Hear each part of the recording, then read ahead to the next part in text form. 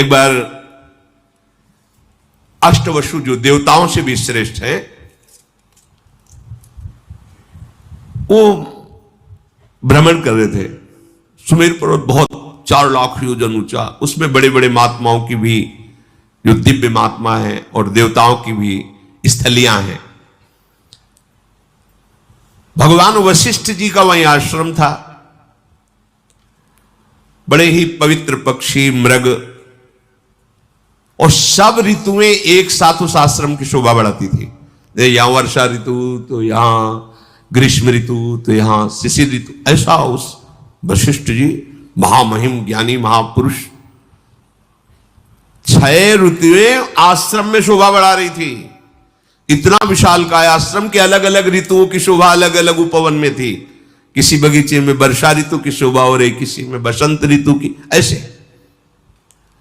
स्वादिष्ट फल मूल जल की पूर्ण सुविधा। और वशिष्ठ जी हर समय तपस्या परायण भगवदानंद में मगन रहते। वशिष्ठ जी के आश्रम में एक सुरभि रहती थी, उससे एक सुंदर गौ का प्रादुर्भाव हुआ जिसे नंदिनी गाय, चमत्कार पूर्ण नंदिनी जी थी। जो चाहो जो सोचो जैसी परिस्थिति वैसे ही वो प्रकट कर दे। समस्त देव कामनाओं को भी पूर्ण करने की सामर्थ्य रखने वाली नंदिनी जी। बस वशिष्ठ जी अपने देव पूजन के कार्य में, जो भगवत पूजन के कार्य में दुग्ध आता उतना ही लेते। आश्रम में नंदिनी जी विराजमान थी। वो 8 वसु वहां से जब निकले तो आकर्षण हुआ, उनकी एक स्त्री भी साथ थी वसुओं की, गाय को दी। इतनी सुंदर तेजस्वी गाय। तब पूछा अपने पति से वसु कि ये गाय,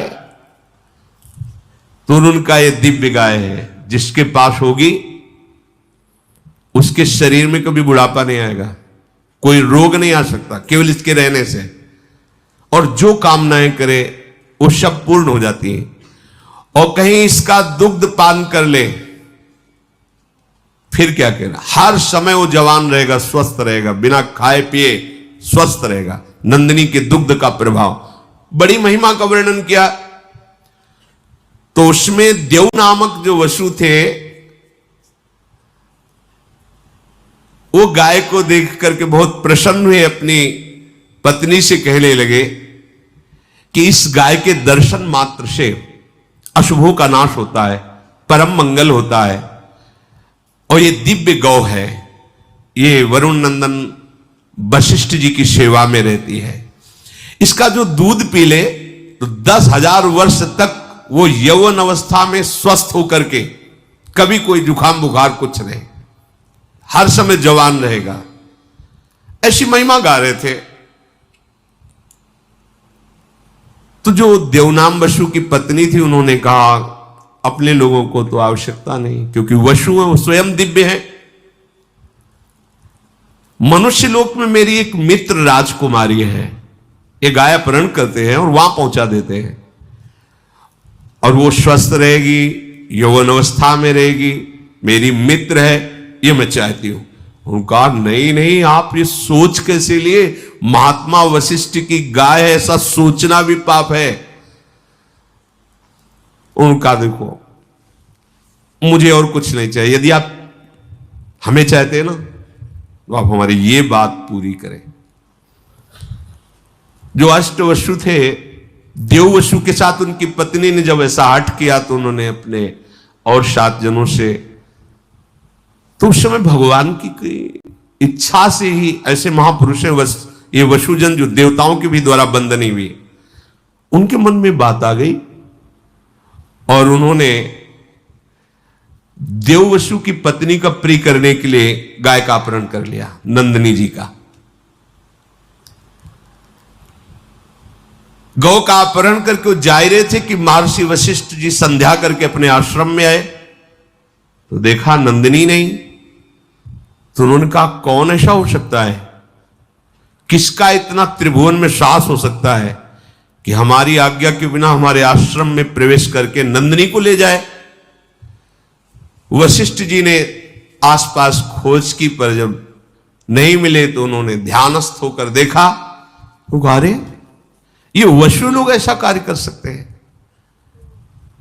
वो तो तत्काल आवेश में आ गए और वहीं प्रकट हो गए जहां वशु गाय लिए जा रहे थे। उन्होंने कहा तुम्हें शोभा देता है, तुम देवताओं से भी वंदनीय श्रेष्ठ हो, हमारी नित्य दिनचर्या में देव पूजन में आने वाली गाय को तुम चुरा कर ले जा रहे हो, तुम्हें पता नहीं तुम क्या अपराध कर रहे हो।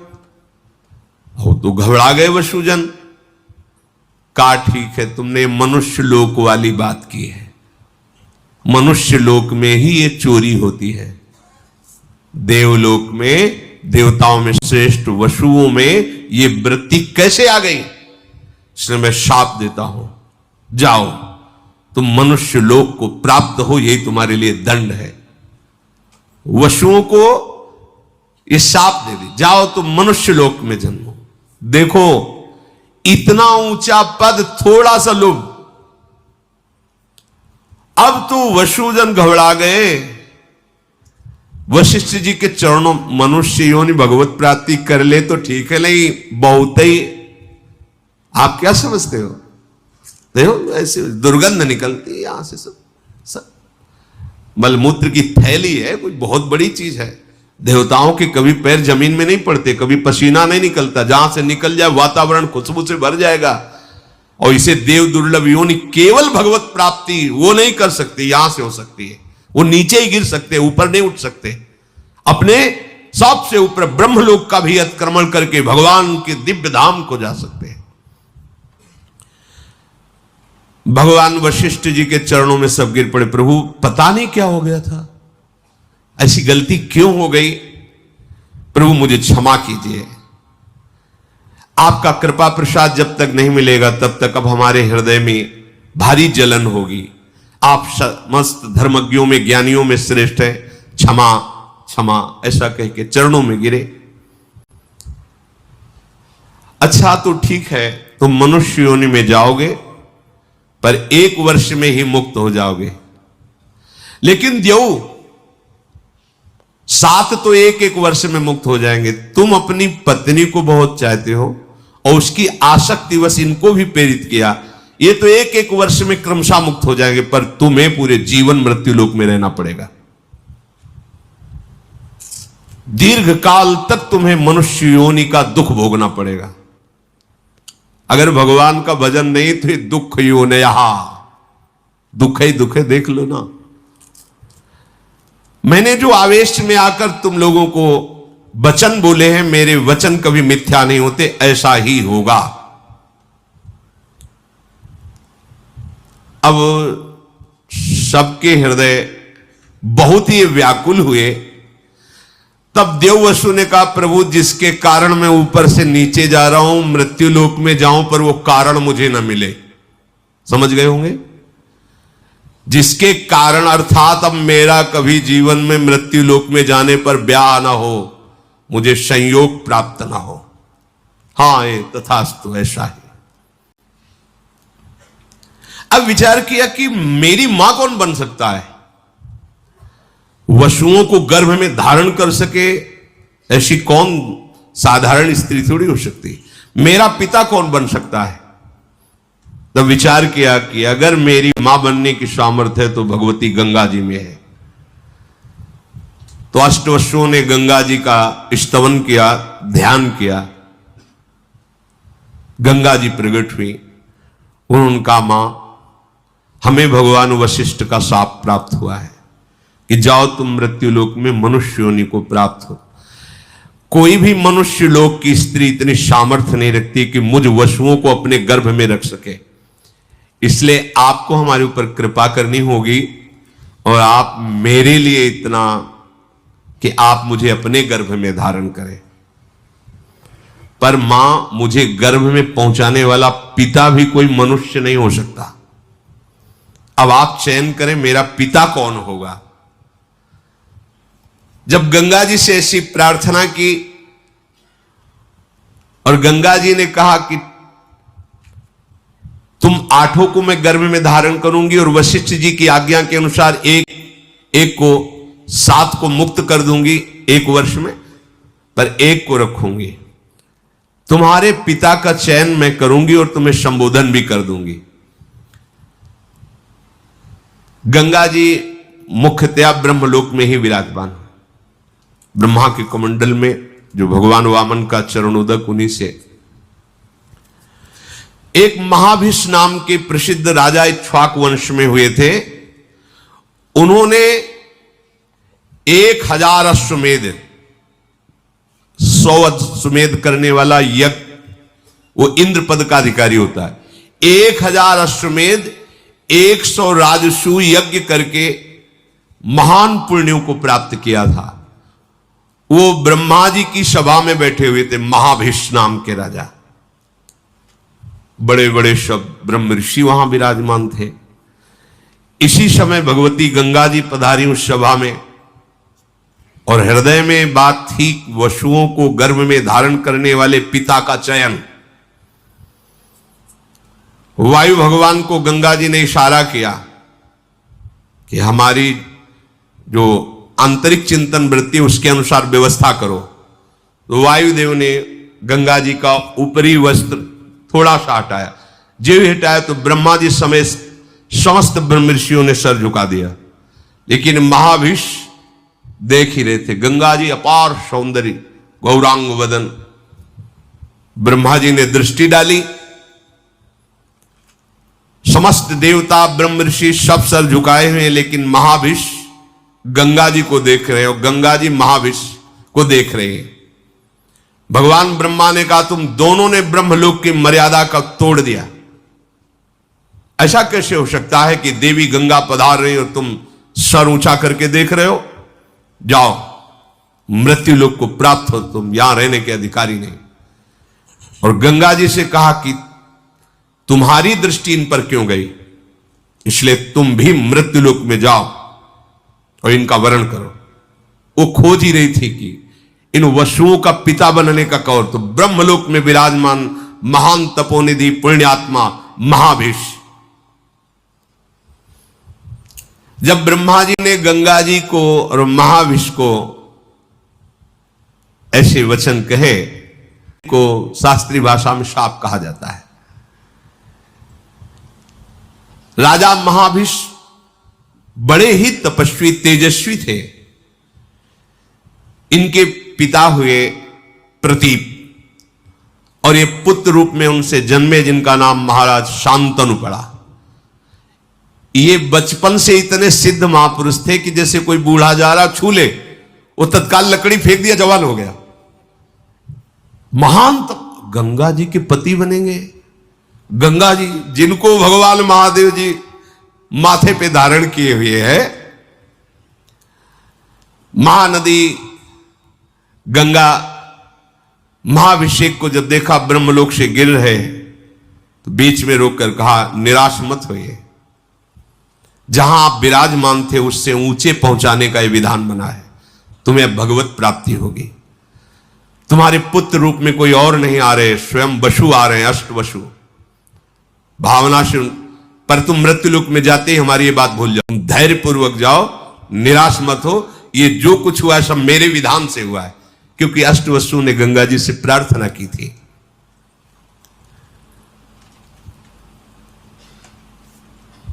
भगवान के मार्ग और पुण्य तपस्या के मार्ग में बड़ा अंतर है।